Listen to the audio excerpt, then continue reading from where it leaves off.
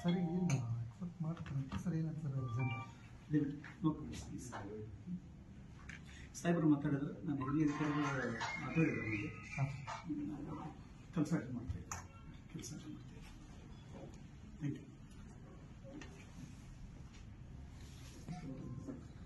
You ಬಿಡ್ರಲ್ಲ camera ಬಂದ್ಬಿಡಿ ಈಗ ಏನು ಭರವಸೆ ಏನು ನನ್ನ ಹಿರಿಯ ಅಧಿಕಾರಿಗಳು ಮಾತಾಡಿದ್ರು. ಮಾನ್ಯ CM ಸಾಹೇಬರು ಹೋಮ್ ಮಿನಿಸ್ಟರ್ ಸಾಹೇಬರು ಮಾತಾಡಿದ್ರು.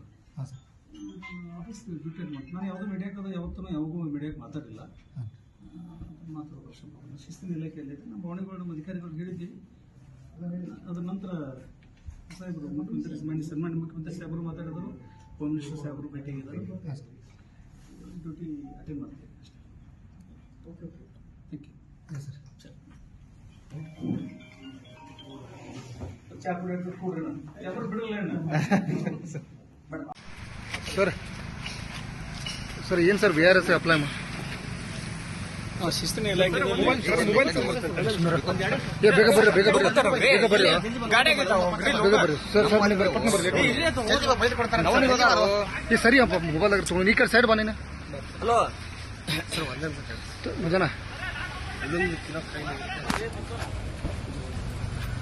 ಸರ್ VRS ಸರ್ VRSಗೆ ಅಪ್ಲೈ ಮಾಡಿದ್ರಿ ಸರ್ ಏನು sir car sir sir sir sir sir ಹೋಗ್ಬಿಡ್ರಿ ಸುಮ್ಮನೆ ಹಿಡ್ಕೊರಿ ಸರ್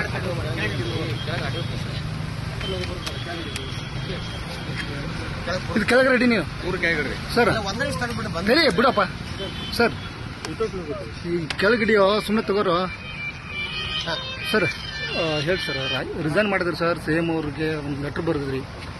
ನಾನು ಶಿಸ್ತಿನ ಇಲಾಖೆಯಲ್ಲಿ ಇರೋದರಿಂದ ನನ್ನ ಭಾವನೆಗಳನ್ನು ನನ್ನ ಮೇಲಾಧಿಕಾರಿಗಳಿಗೆ ತಿಳಿಸಿದ್ದೀನಿ. ಈ ಕುರಿತು ನನ್ನ ಮೇಲಾಧಿಕಾರಿಗಳು ಮತ್ತು ಸನ್ಮಾನ್ಯ ಮುಖ್ಯಮಂತ್ರಿಗಳು ಮತ್ತು ಸನ್ಮಾನ್ಯ ಗೃಹ ಸಚಿವರು ಕೂಡ ನಮ್ಮ ಜೊತೆಗೆ ಮಾತಾಡಿದರು.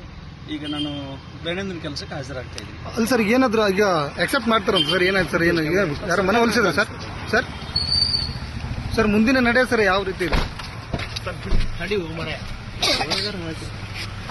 ಸರ್ ಸಂಪರ್ಕ ಮಾಡಿದ್ರಿ ಸರ್ ಬೆಳಗಿನ ಏನಾದ್ರು ಯಾರಾದ್ರು CM ಅದು ಸರ್ ಸರ್ ಮಾನ್ಯ ಮುಖ್ಯಮಂತ್ರಿ ಸಾಹೇಬರು ಮತ್ತು ಮಾನ್ಯ ಗೃಹ ಸಚಿವರು ಸಾಹೇಬರು ಮಾತಾಡಿದರು. ಹಾಂ ಸರ್ ಮೊದಲನೇ ಮಾತಾಡಿದರು. ಹಾಂ ಸರ್ ನಾನು ದೈನಂದಿನ ಕೆಲಸಕ್ಕೆ ಹಾಜರಾಗ ಓಕೆ ಸರ್